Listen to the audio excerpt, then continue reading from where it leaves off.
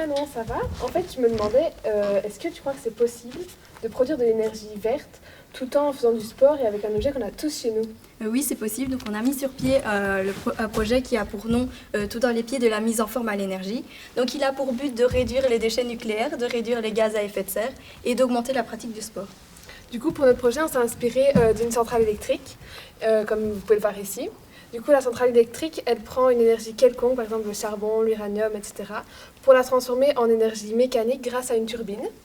Et cette énergie mécanique, elle va être elle aussi transformée en énergie électrique par un générateur. Du coup, dans notre projet, le brûleur, comme dans comme dans la centrale électrique, c'est notre corps humain. La turbine, c'est la courroie. Et l'alternateur, c'est le générateur. Et en fait, le principe de notre projet, c'est qu'on a accroché un vélo sur une plaque en bois afin qu'il ne bouge pas lorsque quelqu'un va pédaler. Et le rayon va être relié au générateur par un câble qui lui-même est relié à une boîte de contrôle qui contient des fils électriques positifs et négatifs qui sont reliés à des objets. Donc, il ne suffit pas simplement de pédaler et de brancher un objet. La boîte de contrôle qui est là alimente les appareils et chaque appareil demande une quantité donnée d'énergie, d'électricité. Donc c'est à vous de choisir l'appareil que vous voulez brancher. Le générateur qui est ici est la pièce maîtresse de notre projet. À régime maximal, il peut aller jusqu'à 400 watts. La boîte de contrôle qui possède des interrupteurs pour allumer ou éteindre les appareils permet d'envoyer l'énergie, l'électricité dans les appareils.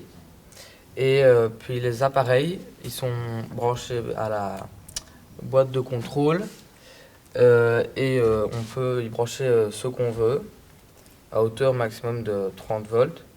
Et on peut y brancher par exemple un éclairage d'une pièce ou autre chose. Du coup, est-ce que c'est possible de produire plus d'énergie en mangeant un certain aliment? Alors oui, en effet. Pour la même quantité de masse des différents aliments ingérés, on va recevoir pas le même nombre d'énergie et donc de calories. Cette composante-là, elle varie en fonction de la composition des aliments, en fonction des lipides, des glucides et des protéines. Par exemple, si on mange une pomme, on recevra moins d'énergie que si on mange une banane.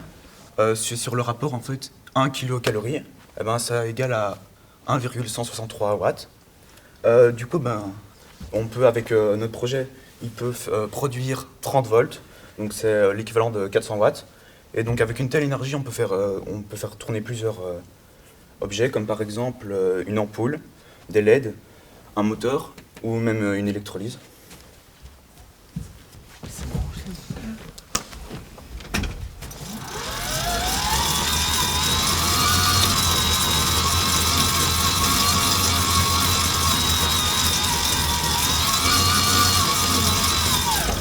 Au niveau des objets, on a parlé de l'électrolyse. Donc l'électrolyse, c'est un phénomène chimique qui permet de décomposer l'eau en plusieurs parties. Et en fait, dans l'eau, nous avons mis un FIFI, donc c'est un indicateur coloré. Et lorsqu'on va produire de l'électricité, il va se coller, entre guillemets, aux petites barres qu'on retrouve juste ici. Et ça va permettre de voir le phénomène plus facilement. Du coup, on va allumer les différents objets.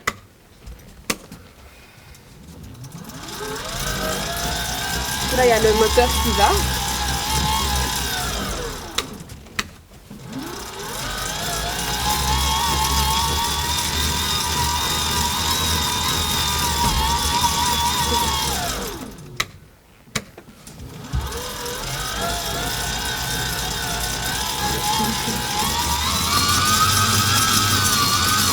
C'est comme ça.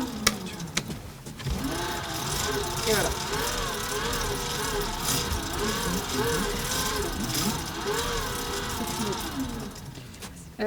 Voilà, nous avons fini de présenter notre projet. J'espère que ça vous a plu et au revoir.